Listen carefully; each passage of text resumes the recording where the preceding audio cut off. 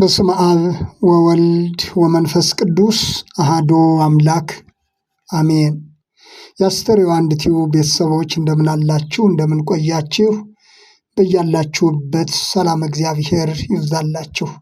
አምላካችን እግዚአብሔር ስለዚች ዕለትና ሰዓት ክብርና ምስጋና ለእርሱ ይሁን።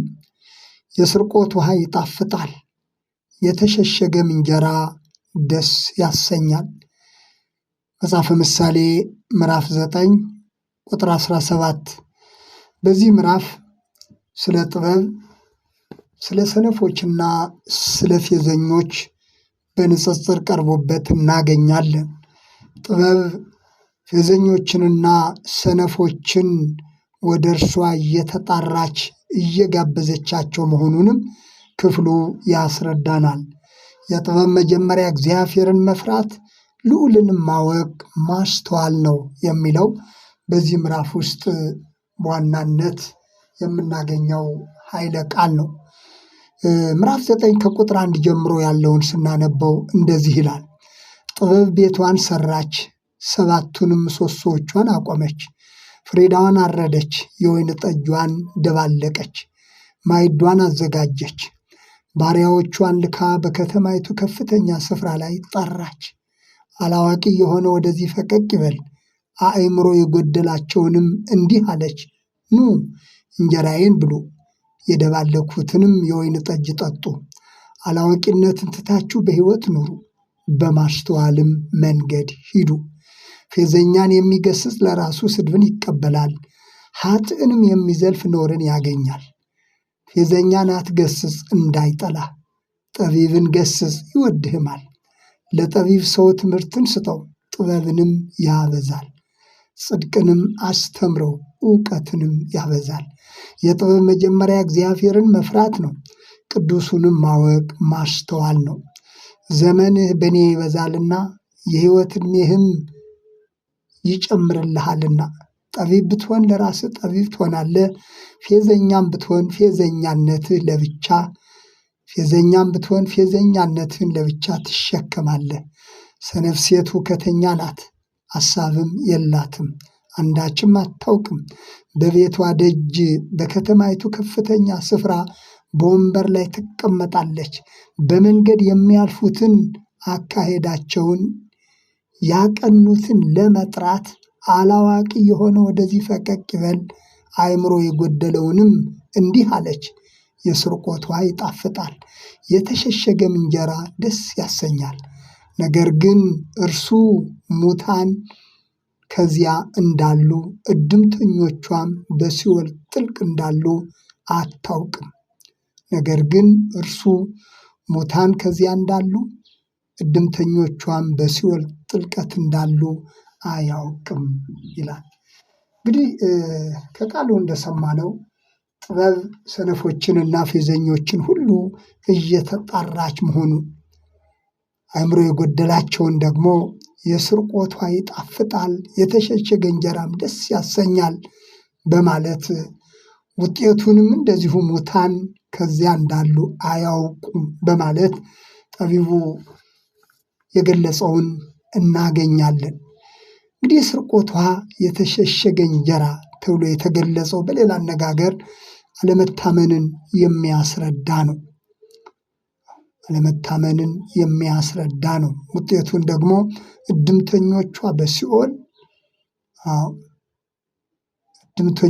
በሲኦል ጥልቀት እንዳሉ አያውቁም ተብሎ ነው የተገለጸው። ምዕራፍ 2 ቁጥር 18 ላይም ቤቷ ወደ ሞት ያዘነበለ ነው፣ አካሄዷም ወደ ሙታን ጥላ ይላል። ስለዚህ በዚህ ምዕራፍ ውስጥ የስርቆት ውሃ ተብሎ የተገለጸው የወረደ ተግባርን የሚያመለክት እንደሆነ ነው። ጥበብ እየተጣራች ያለችው አእምሮ የጎደለው ሁሉ ወደዚህ ይምጣ እያለች የምትጣራው በስንፍናና በፌዘኝነት ውስጥ ያሉትን ከተፈቀደው ውጭ የሚደረግ ማንኛውም ተግባር ደግሞ የስርቆት ውሃ ተብሎ የተገለጸውን የሚወክል እንደሆነ ጠቢቡ ይህንን ይናገራል።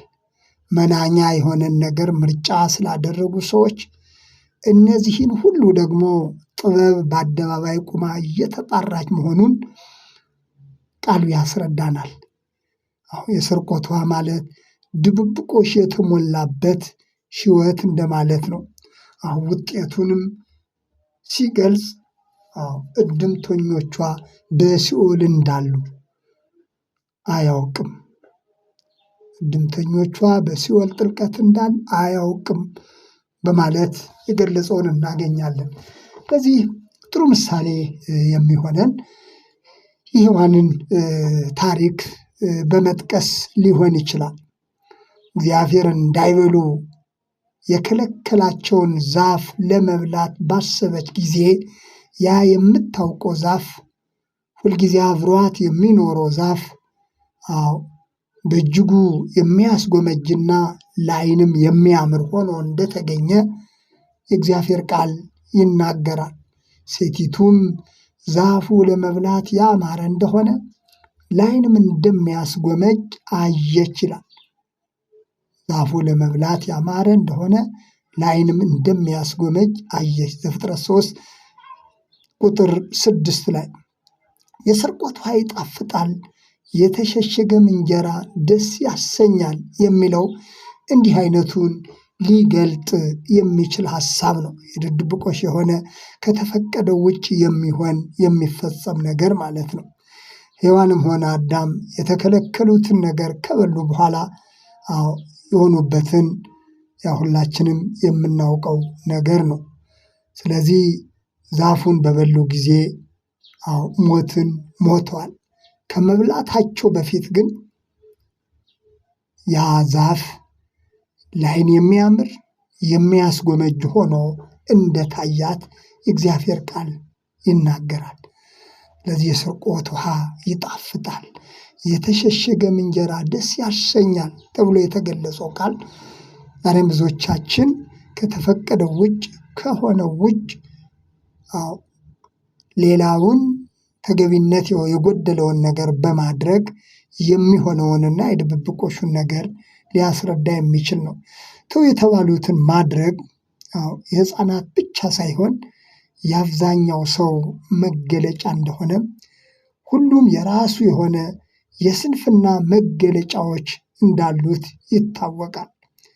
የስርቆት ውሃ የመምረጥ ያህል የስርቆትን ውሃ የመምረጥ ያህል ደካማነትን የምንገልጽባቸው በርካታ መናኛ ነገሮች እንዳሉ የሚታወቅ ነው።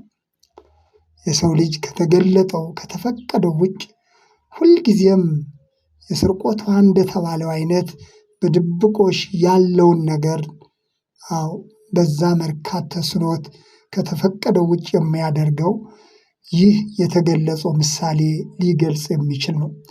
እናንተ ሰነፎች ወደ ጥበብ ኑ ነው የሚለው ጠቢቡ በዚህ ምዕራፍ 9 ላይ ጠቢብ እነዚህን ሁሉ ሰነፎችና ፌዘኞች ወደ ጥበብ እንዲመጡ ትጋብዛቸዋለች። ወደ አደባባይ ወጥታ እናንተ ሰነፎች ነው፣ እናንተ አእምሮ የጎደላችሁ ሁሉ ነው፣ ወደ ጥበብ ነው፣ ሁሉም ተዘጋጅተዋል እያለች ጥበብ ስትጣራ ምዕራፉ ያስረዳናል። ጥበብ የሚለውን ቅዱስ ኤጲፋንዮስ በመጽሐፈ ቅዳሴ ላይ እንደገለጸው ጥበብሰ መድኃኒነ ውእቱ፣ ጥበብ ግን መድኃኒታችን ነው፣ በሥጋው መሥዋዕትነት ያዳነን፣ በደሙም ፈሳሽነት የተወዳጀን፣ ለመንግሥቱም የመረጠን ለዘላለሙ ይላል። ስለዚህ ጥበብ ማለት ክርስቶስ እንደሆነ፣ ጥበብ ማለት ሁሉም የሰው ልጆች ወደ እርሱ ይመጡ ዘንድ የሚጣራው ክርስቶስ እንደሆነ ቅዱስ ኤጲፋንዮስ በመጽሐፈ ቅዳሴው ላይ በዚህ ሁኔታ ገልጾታል። ጥበብ ማለት ራሱ ክርስቶስ ነው።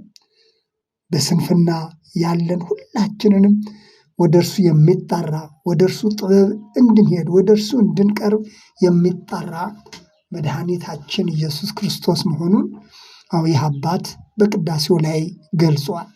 ዛሬም በተለያየ ስንፍና በተለያየ ፌዘኞች አእምሮ የጎደለው ተብሎ የተገለጹ ነገሮችን የሚወክል ማንነት ያለን ሰዎች ብንኖር ጥበብ ወደሆነ ወደ እርሱ እንድንመጣ። ጥበብ ማለት ደግሞ እግዚአብሔርን መፍራት ነው። የጥበብ ሁሉ መጀመሪያ ነው የሚለው ጠቢቡ። የጥበብ ሁሉ መጀመሪያ እግዚአብሔርን መፍራት ነው። ልዑልን ማወቅ ማስተዋል ነው። ሰው ጥበበኛ የሚባለው እግዚአብሔርን መፍራት ሲችል፣ እርሱን ማወቅ ሲችል ነው። የጥበብ ትልቁ ግብ ይህ እንደሆነ በዓለማችን በርካታ ጥበቦች እንዳሉ ይታወቃል። እዚህ ላይ የተገለጸው ደግሞ ጥበብ ማለት የጥበብ ሁሉ መጀመሪያ እግዚአብሔርን መፍራት እንደሆነ፣ የሰው ልጅ ከስንፍና ሕይወት ነፃ መውጣት የሚችለው እግዚአብሔርን በማወቅ እርሱን በመፍራት መኖር ሲችል እንደሆነ የእግዚአብሔር ቃል ያስረዳናል። ስለዚህ ጠቢቡ የሰርቆት ውሃ ይጣፍጣል፣ የተሸሸገ እንጀራ ደስ ያሰኛል የሚለው ድብብቆሽ የተሞላን ሕይወት፣ ስንፍና የተሞላን ሕይወት፣ አእምሮ የጎደላቸው ተብሎ የተገለጹና ፌዘኞች ተብሎ የተገለጹት ሁሉ ወደዚህ ጥበብ እስኪመጡ ድረስ በእንዲህ አይነት መናኛ የሆነን እንዲመርጡ፣ መናኛ በሆነ ነገር እንዲያዙ ምክንያት እንደሚሆን ጥበብ በክርስቶስ የተመሰለችው ጥበብ ሁሉንም ወደ እርሱ ትጣራለች። ኑ ወደ እኔ በማለት ግብዣዋን አዘጋጅታ ትጣራለች። በታላቁ አባት ቅዱስ ኤጲፋንዮስ እንደተገለጸው ደግሞ ጥበብሰ መድኃኒነ ውእቱ። ጥበብስ መድኃኒታችን ኢየሱስ ክርስቶስ ነው። በስጋው መስዋዕትነት ያዳነን፣ በደሙም ፈሳሽነት የተወዳጀን፣ ለመንግስቱም የመረጠን ለዘላለሙ ይላል። ስለዚህ ዘላለማዊ የሆነውን ምርጫ፣ ዘላለማዊ የሆነውን ጥበብ እንድንመርጥ ጥበብ ዛሬም ትጣራለች። ስለነበረን ጊዜ የእግዚአብሔር ስም የተመሰገነ ይሁን። ስለ አንዳንድ የድምፅ ጥራቶች ይቅርታ ጠይቃለሁኝ።